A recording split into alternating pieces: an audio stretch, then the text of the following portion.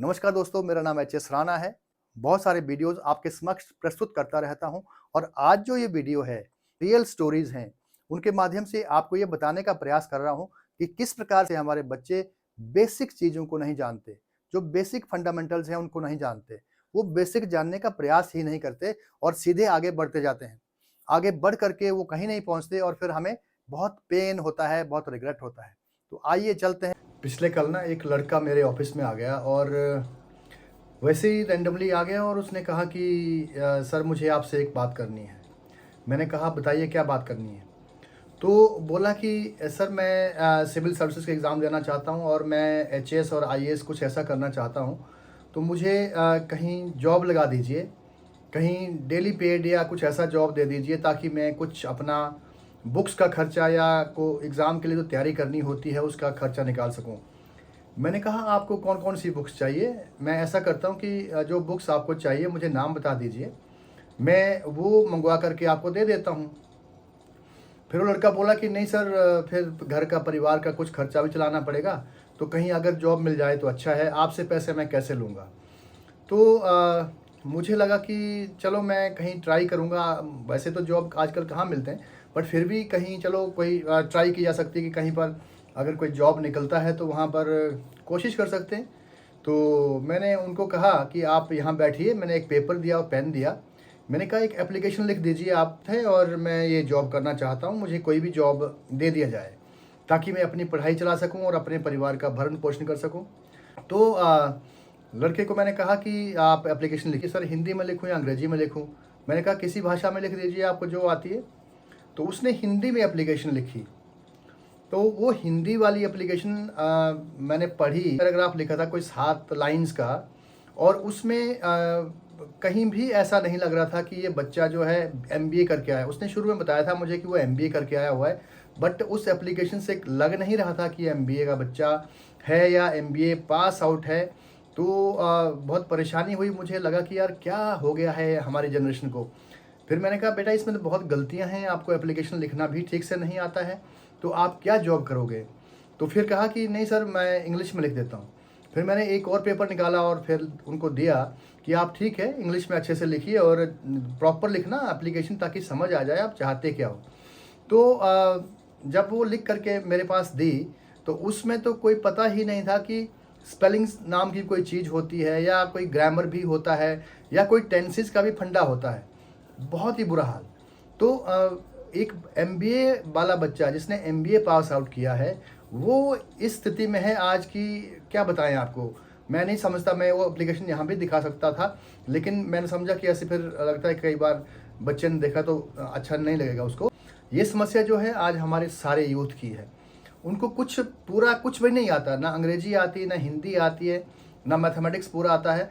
जो भी exam pass करते हैं वो डिग्री के लिए बस वही होता है। बाकी उनका कोई उन मानसिक बदलाव या उनकी कोई जो शिक्षा जो जो एजुकेशन वो बुक्स से लेते हैं, जो बुक्स में लिखा होता है उसको अपने जीवन में एडॉप्ट नहीं कर पाते हैं।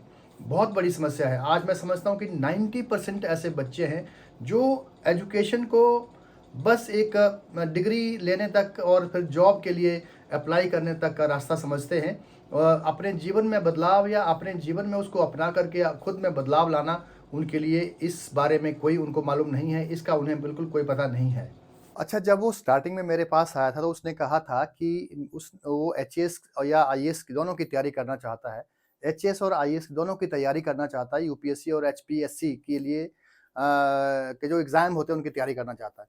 मैंने पूछा पहले कभी दिया या सुना है? उसने कहा हाँ, मैंने एक बार एग्ज़ाम दिया हुआ है और ये एचएएस का एग्ज़ाम दिया था। तो मैंने उससे पूछा फिर कि कितने पेपर्स होते हैं और क्या सिलेबस होता है और क्या पैटर्न ऑफ एग्ज़ाम होता है?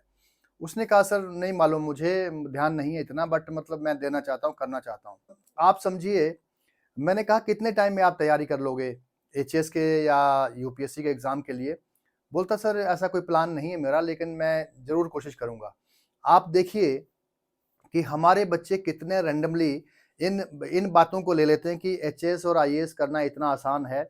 और आसान तो है लेकिन वो उन लोगों के लिए जो कमिटेड हैं, जिनको समझ आ गई है कि मेरा जीवन के अंदर मकसद क्या है और मुझे क्या करना है।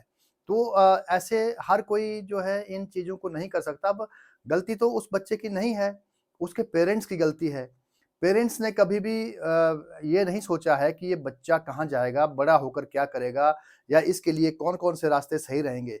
और साथ ही जो हमारी टीचिंग कम्युनिटी है, उनसे मेरी गुज़ारिश है और उनसे ये प्रॉब्लम बड़ी क्लियर होनी चाहिए कि आप जब बच्चे को पढ़ाते हो, तो क्या आप क्या क्या सोच के पढ़ाते हो? क्या एग्ज़ाम पास करवाना है आपने? क्या उसको डिग्री देनी है केवल? या एक अच्छा व्यक्ति बना कर के घर भेजना है और समाज के लिए एक एसेट तैयार करना है? इस देश का निर्माता के रूप में आपको तैयार करना है। क्या सोच है आपकी? क्या हो रहा है ये? मैं आपको कुछ ऐसा बुरा नहीं कह रहा हूँ, बट हम सभी को इकट्ठा होकर के सोचने का वक़्त आ गया है कि किस प्रकार से हम बच्चे को एजुकेशन दें और उसको किस प्रकार से तैयार करें ताकि उसके कंधों पे जो देश का बोझ है, परिवार का बोझ है, समाज का बोझ है, वो उठाने में सक्षम हो पाए। तो ये कहीं-कहीं नहीं दिखाई देता मुझे कि इस तरह की कोई व्यवस्था हो रही है। केवल 10% बच्चे ऐसे मैं समझता हूँ ऐसे हैं जो प्लानिंग करते हैं, समझते हैं, अपना व्हाय क्लियर करते हैं कि मुझे करना है और करना क्यों है। जब तक क्यों क्लियर नहीं होता है, जब तक क्यों स्पष्ट नहीं होता है, तब तक कोई व्यक्ति कहीं नहीं पहुँचेगा, कहीं नहीं पहुँच सकता। कभी मैं ये कर लूँगा, कभी मैं वो कर लूँगा, तो ये चलता रहेगा। और अब मैं आगे बात करूँ आज के युवा की, तो ना तो उसको इस ब्रह्मांड के बारे में मालूम है कि ये ब्रह्मांड से हमारा क्या रिश्ता है और ये ब्रह्मांड है क्या आखिर? इसके बारे में कोई पता नहीं है। बिग बैंग सभी करते रहेंगे, जो थोड़े बहुत पढ़े लिखे हैं या थोड़ा-सा मेहनती बच्चा भी है, वो बिग बैंग की बात करता है। बट बिग बैंग क्या है? उसके बारे में उसे कोई मालूम नहीं है। बिग बैंग के बाद जो है एनर्जी कैसे क्रिएट हुई और किस प्रकार से अलग-अलग गैलेक्सीज़ का निर्माण हुआ, उसके कोई नहीं जानता। उसके बाद जो जो यहाँ पर जीव का जो लाइफ़ का एक प्रोसेस स्टार्ट हुआ। इस प्लैनेट के ऊपर जो लाइफ़ का प्रोसेस स्टार्ट हुआ, अलग-अलग तरह के जीव पैदा हुए, वो क्यों हुए, कैसे हुए, उसके पीछे क्या कारण है, वो नहीं जानता। इस धरती पर पैदा होने के बाद जो है बच्चे 20-25 साल की उम्र तक इतना टाइम वेस्ट कर देते हैं कि वो आगे जो उसकी लाइफ है, फिर सँभल नहीं पाती है क्योंकि फाउंडेशन जब गलत हो जाता है, तो मैं नहीं समझता कि उसके ऊपर कोई बड़ी बिल्डिंग का निर्माण किया जा सकता है। यही प्रॉब्लम है, यही कारण है कि हमारे बच्चे जो 25 साल तक कुछ नहीं करते और कहते हैं कि मैं अभी छोटा बच्चा हूँ, मेरी उम्र ही कहाँ हुई है। ऐसा कहते सुने हैं मैंने बहुत सारे बच्चे। तो फिर वो आगे जा कर के क्या कर पाएँगे आप सोचिए, क्या कर सकते हैं वो लोग बच्चे? बहुत ज़रूरी है कि हम अपने बच्चे को किस प्रकार से नरिश करें, किस प्रकार से उसको बड़ा करें कि उसके अंदर सारी बेसिक वैल्यूज़ पता हों, उसको जीवन के बारे में पता हो, जो हमारे जीवन का इस कॉस्मॉस से, ब्रह्मांड से जो कनेक्टिविटी है, उसके बारे में मालूम हो। ये देह किस चीज़ की बनी हुई है, इसका जो बाकी जो हमारे बाहर के एलिमेंट्स हैं, इस दुनिया में हम सराउंड करते हैं हमें, उसकी क्या वैल्यू है, हमारा क्या कनेक्शन है, ये सारी बातें जब तक मालूम नहीं होंगी, हम आगे बढ़ कर के कुछ भी नहीं कर सकते। अगर बाय चांस कर भी गए, तो वापस फॉल बैक होते हैं और हमें समस्या का सामना करना पड़ता है। यहाँ पेरेंट्स की बात करना चाहता हूँ मैं। पेरेंट्स एक बार बच्चा तो पैदा कर देते हैं, बहुत ईज़ी है। लेकिन उसकी अलग-अलग स्टेजेज़ क्या होती हैं, ग्रोथ की स्टेजेज़ क्या होती हैं, उस बच्चे को कैसे आगे बढ़ाना है, ये नहीं जानते। क्योंकि उनका भी ऐसे ही एक्सीडेंटली सारा कुछ हुआ है और वो आगे सारा कुछ काम जो है एक्सीडेंटली हो रहा है और कोई प्लान के तहत जो है, कोई भी काम नहीं हो रहा है। बच्चे की अपब्रिंगिंग जो है, एक प्लान के तहत नहीं हो पा रही है। अब मैं बात करूँ एंशिएंट टाइम्स की। आप जब राजाओं महाराजाओं के घर में बच्चा पैदा होता था, भी नॉर्मल फैमिली में भी बच्चा पैदा होता था, तो गुरुकुल हुआ करते थे। जैसे ही बच्चा थोड़ा-सा बड़ा होता था, समझ उसकी डेवलप होने लगती थी, तो उसको गुरुकुल भेज देते थे ताकि उसके ऊपर जो घर की समस्याएँ हैं, जो पारिवारिक वाद-विवाद या बहुत सारी ऐसी बातें होती हैं, जो बच्चे के माइंड के ऊपर असर डालती हैं, वो ना हो सकें। और गुरुकुल में ऐसा वहाँ पर वातावरण होता था कि उस बच्चे के माइंड की और बॉडी का संपूर्ण विकास हो, सर्वांगीण विकास हो। आज के समय में केवल 2 कैटेगरीज़ देखने को मिलती हैं, एक एरिस्टोक्रेसी जो हर काम प्लान करके करते हैं, हर काम को डीपली स्टडी करने के बाद करते हैं और दूसरी कैटेगरी एक एक कॉमन मैन जिसका सारा का सारा जो सिस्टम है, वो भाग्य के ऊपर डिपेंड करता है। भाग्य कहीं होता होगा, कुछ होता होगा, बट वो आप खुद अपने कर्मों के द्वारा ठीक कर सकते हो, लेकिन इसके बारे में हम मालूम नहीं रखते। 90% लोग इस चीज़ को इस चीज़ को फ़ॉलो करते हैं कि भेड़-चाल में चले रहते हैं और भाग्य पे विश्वास करते-करते अंत में उनका बहुत बड़ी समस्या हो जाती है। बहुत सारे बच्चे मेरे पास आते हैं, बहुत सारे बच्चे नॉर्मली बात करते हैं कि सर कोई गाइडेंस दीजिए, हमें भी आगे बढ़ना है, सक्सेस होना है जीवन के अंदर। तो गाइडेंस किस चीज़ की दें भाई? समझ नहीं आता है क्योंकि आपको बेसिक क्लियर नहीं है। आप एक बुक के फ़ॉरवर्ड और इंट्रोडक्शन को नहीं पढ़ते हो। आप तो सीधा चैप्टर नंबर 1 में एंटर कर देते हो। तो वो जो पीछे जो फ़ॉरवर्ड और जो इंट्रोडक्शन होती है, जो कंटेंट्स वाला पार्ट होता है, उसको पढ़ना अत्यंत आवश्यक होता है ताकि आप समझें कि इस बुक में आप क्या पढ़ने वाले हो और जो उसका लेखक है, वो किस लेवल का है, उसने पहले क्या किया हुआ है और किस प्रकार का व्यक्ति है वो, किस प्रकार का व्यक्तित्व है वो सारा उसके बारे में लिखा होता है। तो आप उसको जब पढ़ते हो तो वहाँ से शुरू करना चाहिए। अब आपको बेसिक अपनी बॉडी के बारे में मालूम नहीं है, बेसिक फंडामेंटल जो इस लाइफ के हैं, वो आपको मालूम नहीं है। आपकी ग्रोथ कैसे हुई, कहाँ से कहाँ पहुँचा, ह्यूमन एक्जिस्टेंस कैसे डेवलप हुई, ह्यूमन एवोल्यूशन कैसे हुआ, उसके बारे में आपको पूरा पता नहीं है। तो वो उस करने के बाद जो है आपका शरीर कैसे बना हुआ है, इसमें कौन-कौन से इम्पोर्टेंट पार्ट्स हैं, कौन-कौन से वाइटल ऑर्गेन्स हैं जिसकी वजह से हमारी बॉडी फंक्शन करती है, हमारा ब्रेन फंक्शन करता है और किस प्रकार से हम ऊर्जा को ग्रहण करते हैं इस ब्रह्मांड से, जो कि मुख्य स्रोत जो हमारा सन है, सूर्य है, जो एनर्जी का स्रोत है इस धरती के ऊपर, वो किस तरह से काम करता है, क्या कनेक्शन है हमारे बीच में, वो कुछ भी मालूम नहीं होता है। तो फिर इस तरह से आप किस प्रकार से आगे बढ़ सकते हो और किस प्रकार से आपको गाइडेंस दी जाए। मैंने खुद ऐसे स्टूडेंट्स देखे हैं, मैं खुद ऐसे लोगों से मिला हूँ जो हिंदी में पीएचडी हैं, लेकिन उनको स्वर और व्यंजन के बारे में कोई मालूमात नहीं है। उनको पता ही नहीं कि स्वर और व्यंजन कौन-कौन से होते हैं और कितने होते हैं। मैं एक बार एसएमसी एक बॉडी होती है, उसके माध्यम से रिक्रूटमेंट होनी थी लेक्चरर्स की, तो हिंदी का इंटरव्यू था उस दिन, तो जो सब्जेक्ट एक्सपर्ट था वो नहीं आ पाया था हिंदी का। तो अब हम 2-3 लोग थे वहाँ पर, तो मैंने कहा अब हिंदी के टीचर तो आए नहीं इंटरव्यू के लिए, तो अब इन बच्चों का कैसे इंटरव्यू लेंगे हम लोग? हम तो एक्सपर्ट नहीं है हिंदी के। तो फिर क्या बात लगी, मैंने कहा बेटा ऐसा बता दीजिए कि जो भाषा है, इसमें कितने स्वर और व्यंजन होते हैं और कौन-कौन से होते हैं? तो उन्होंने कहा सर कैसी बात कर रहे हो? मैं पीएचडी हूँ। आप मेरे से स्वर और व्यंजन के बारे में पूछ रहे हो। कुछ और पूछिए, कुछ और बड़ी बात पूछिए मुझसे जो मेरे सब्जेक्ट हैं और उस मैंने कहा नहीं बेटा आप यही बता दीजिए, अगर आप अच्छे से ये बता देते हैं, तो आपकी सिलेक्शन कर देते हैं। तो उस बच्चे को मालूम नहीं था कि स्वर और व्यंजन कौन-कौन से होते हैं और कितने होते हैं। तो आप मुझे बताइए कि वो पीएचडी डिग्री किस यूज़ की है? किस काम की है? बेसिक चीज़ें पता होनी चाहिए, आधारभूत जो क्लैरिटी होती है, जो स्पष्ट एक परिदृश्य होता है वो बहुत ज़रूरी होता है। अगर हम ये चीज़ नहीं कर पा रहे हैं, तो मैं समझता हूँ कि हम आगे आने वाले टाइम में बहुत पछताएँगे। रेगुलर का मैं जब भी स्कूल में जाया करता हूँ, तो मुझे अब कुछ और पूछना तो क्या, तो 8th, 9th, 10th के बच्चों से पूछता हूँ कि 2 + 2 × 2 कितना होता है?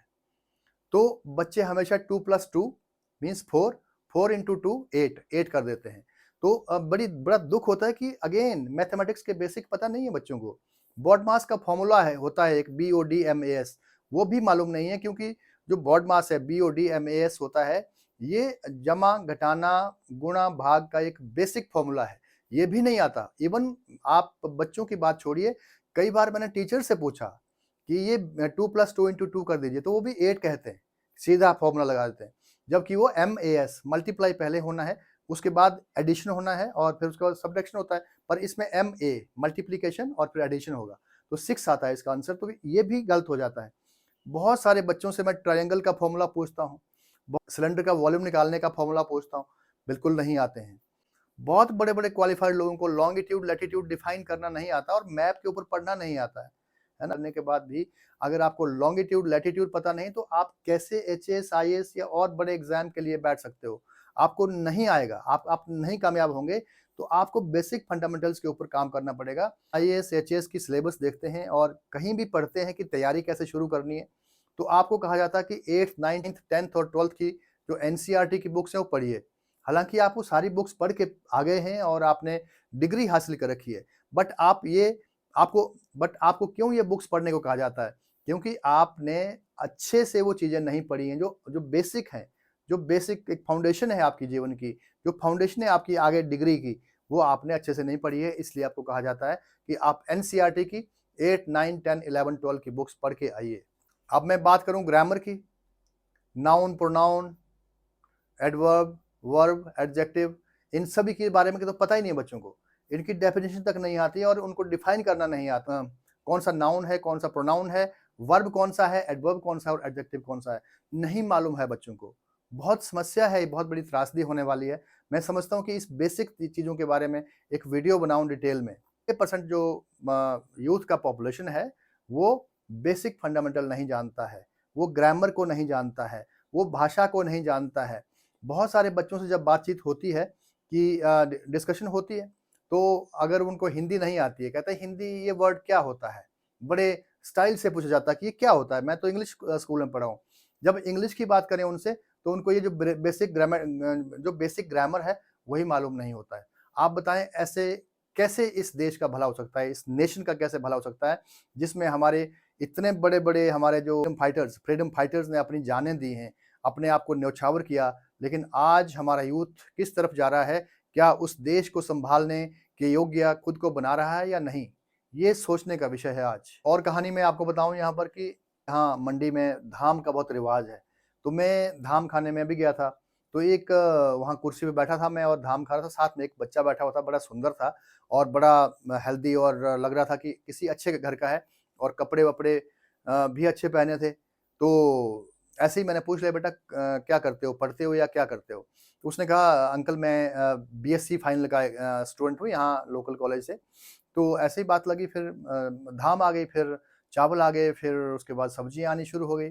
तो सब्जियों में एक सब्जी यहाँ पर बहुत फ़ेमस है, जो यहाँ की धाम का एक बहुत महत्वपूर्ण पार्ट है, वो सब्जी जिसको सेपू बड़ी कहते हैं।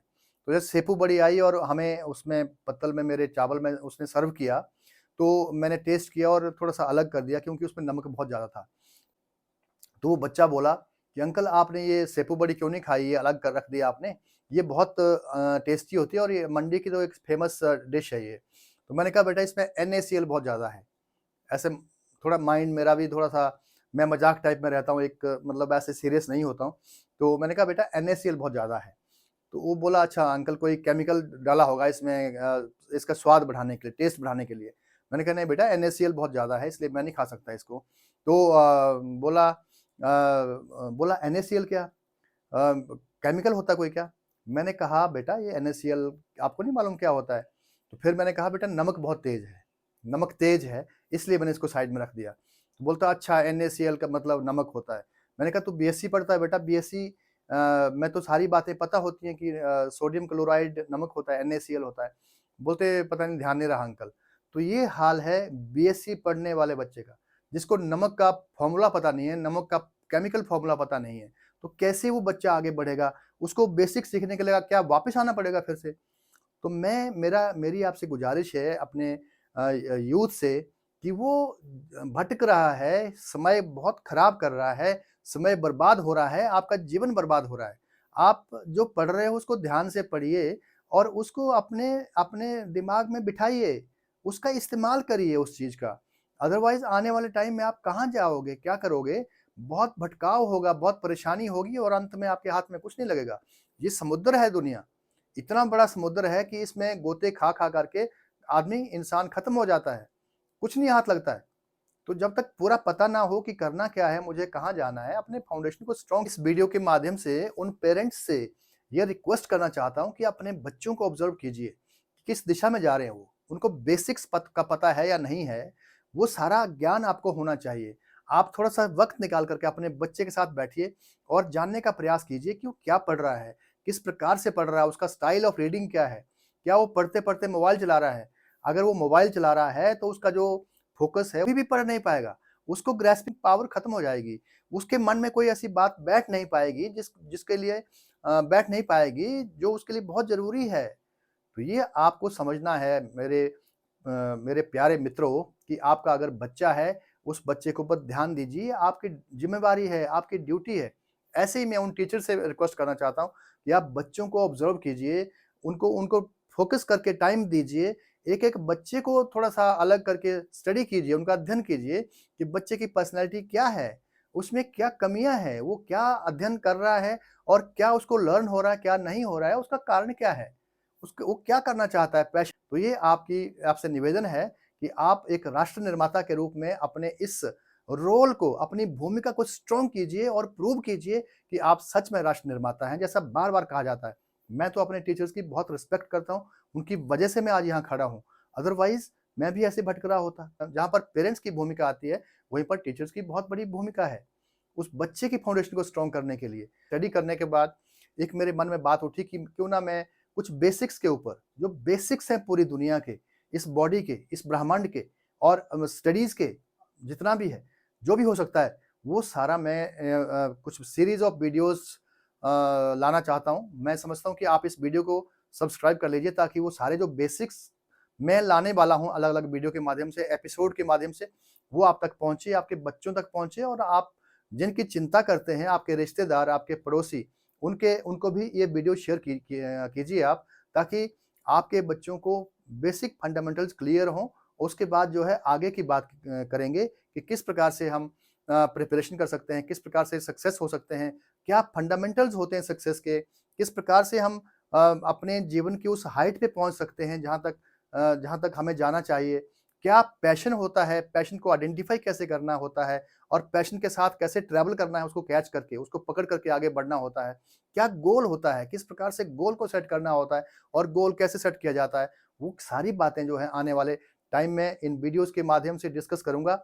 बट आप इस वीडियो को सब्सक्राइब कर लीजिए। मैं लाइव एग्ज़ाम्पल देता हूँ, जो मेरी रियल लाइफ़ में घटनाएँ घटती, मैं आपके साथ साझा करता हूँ। मैं समझता हूँ कि आपको इस वीडियो से फ़ायदा होगा और आपके बच्चों को ज़रूर ये वीडियो बताइए ताकि वो बेसिक्स के ऊपर फ़ोकस करे। बेसिक के ऊपर फ़ोकस कोई नहीं कर रहा है और हम अपने असली जीवन से दूर जाते जा रहे हैं।